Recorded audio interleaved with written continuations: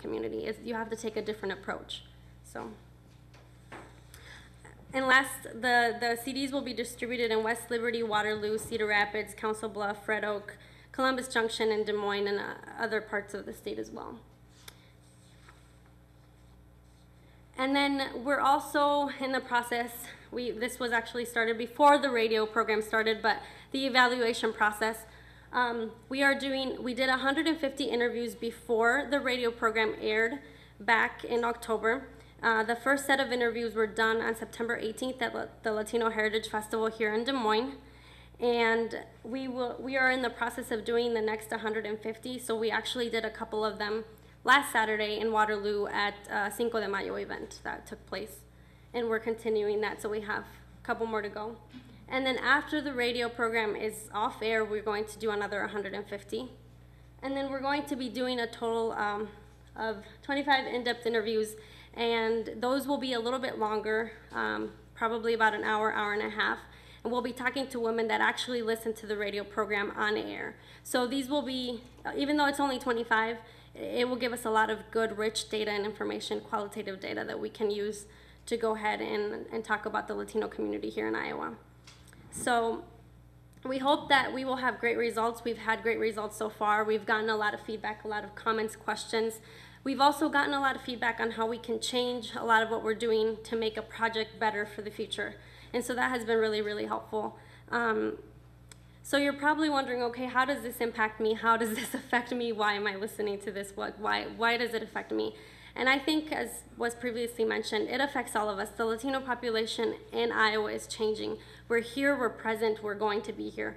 A lot of Latinos, whether they're immigrants or whether they were born here, are calling Iowa their home.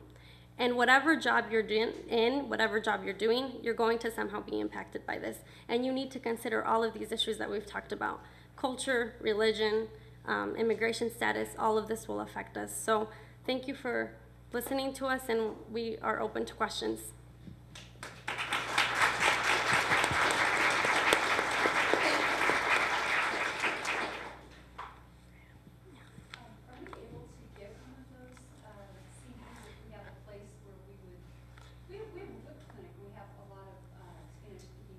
Yes. And there's no radio back there, but that's not to say you couldn't put a CD player back there. Right. Yes, just come talk to us and give us your contact information. We can send you information on how we can do that and how many you would need. So. Some comment or? I think this is remarkable. So these are programs that in the 32 weeks, although the radio novela is taped, all of the discussions are live? Yes. Yes. So in these 4 locations, simultaneously, in different places, you have to have people from each. Yes. Yes, it's different. 4 different radio stations, different hour with different guests. And again, sorry I interrupt you, but as you can see, the effort and again, I would say the support like we are receiving for many institutions was amazing. It's amazing. So are there any examples in the CD where that discussion is taken? Because I imagine that it just has a radio novela on it, right? Yes. Examples of the questions. That's what I'm very curious about. People from the community who are calling with the questions. Yes, actually, in the website we record some of the episodes, the programs, so you can hear just not the story, but also the discussion. The discussions, yeah. Yeah. So and that's why we said just go to the website. Sorry, Manuel. Yeah. Go to the website, and there's also live videos. Yeah. Of the guests and the radio hosts talking. You can listen to the conversations. You can see them. You can see, and some of them have been actors, community members. So you can get it. And also we record all the programs. We are an MP3, everything. Yes. Are your guests fluent Spanish speakers, or are you providing interpreters during the conversation? We have people who speak Spanish. Why? Because it is important to be able to communicate with the community, and all of this is in Spanish. And so we have people who are, and that's why we're asking for people who are bilingual who can speak Spanish. So what you're saying is that you really have to be able to speak Spanish in order to participate as a guest following the.